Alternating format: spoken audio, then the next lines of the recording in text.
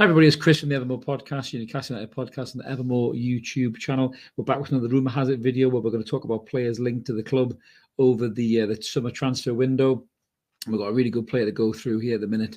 We're going to get stuck into this in a second for you. Just before we do a little bit of housekeeping, if you haven't already, please consider clicking that like and subscribe button. We'd love to have you on board. We've just got over the 1,000 subscriber mark. I think we're on the 1,036 or something.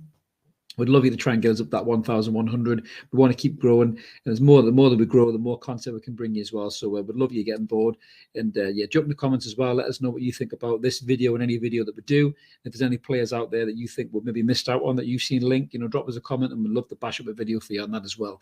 So without further ado, let's get stuck into this player, and it's a surname certainly that'll be one that everybody knows because he is overshadowed by his big brother at times. We're talking about the Belgian midfielder that is Thorgan Hazard, obviously little brother of Eden Hazard, once of Chelsea, now of Real Madrid, occasionally when he's fit, which is very, very rare.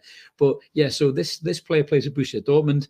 He's been capped by Belgium 45 times with 9 goals. He isn't just Eden Hazard's little brother. He's really coming to his own. He's a very, very talented player.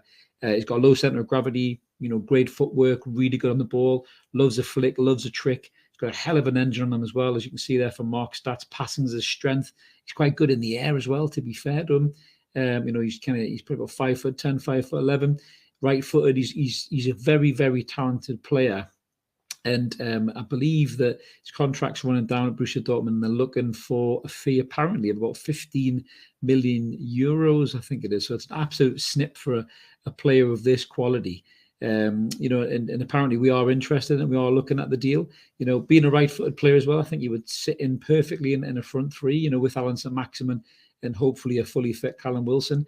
Mark's bashed up one of his radar slides there, as you can see, kind of where, Thorgan Hazard scores higher than, say, St-Maximin, who's our most creative player. Obviously goals, he's had a decent season as well on the goals. He had 23 appearances for Dortmund. He scored 4 goals, 1 assist. So he doesn't assist as much as St-Maximin, who got 5 assists for us last season.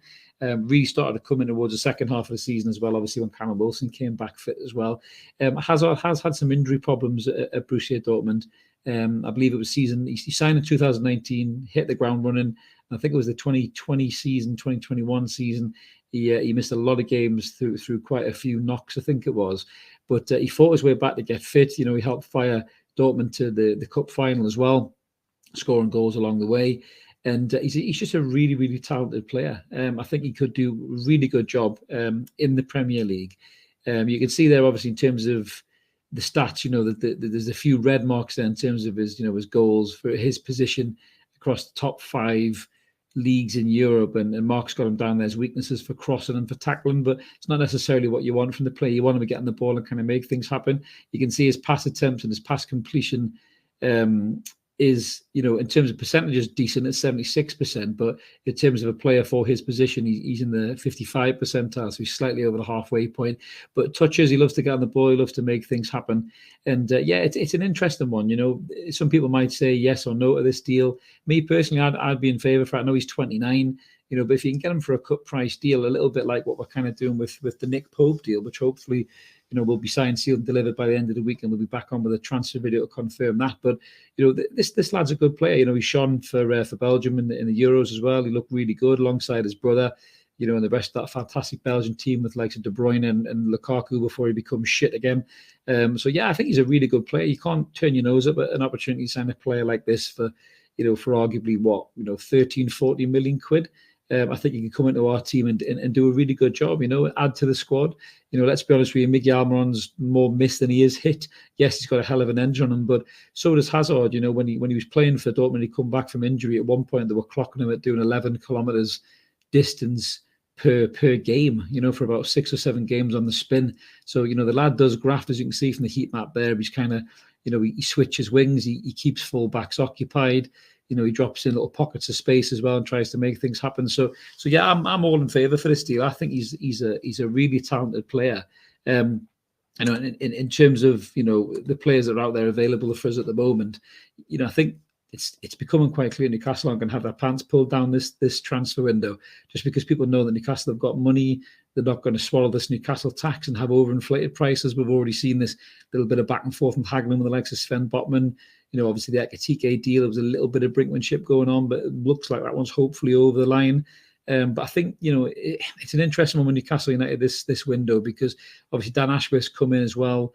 He'll be wanting to put his kind of football stance on it as well, and he'll be able to know when people are taking the piss and pushing the envelope a little bit too far. So yeah, I don't think we're going to be held to ransom by these clubs, these selling clubs. But the likes of Dortmund as well, they're obviously looking to get a fee for Thorgan Hazard before he goes. But let us know what you guys think in the comments below, whether you think Hazard's worth a dabble or not. I mean, he's certainly the only Hazard I'd sign at the moment. I think his brothers really fell off the radar, to be honest with you. And judging by the state of his kite, the last pre-season he came back, I wouldn't fancy signing him, because he might spend more of his time in Greg's than he would doing bloody the Benton training park, to be honest with you. But yeah, we'd love to hear what you guys think in the comments below. Drop us a note. We always do our best to try and reply to you as much as we can. We'll be back soon with another transfer video. If you haven't already, as I mentioned, please click that like and subscribe button. We'd love to have you on board. With loads of content coming. Got a couple of cracking shows this week. We've got a financial expert coming on for the podcast on Wednesday with Adam, so that'll be a belter of a show. Check that out.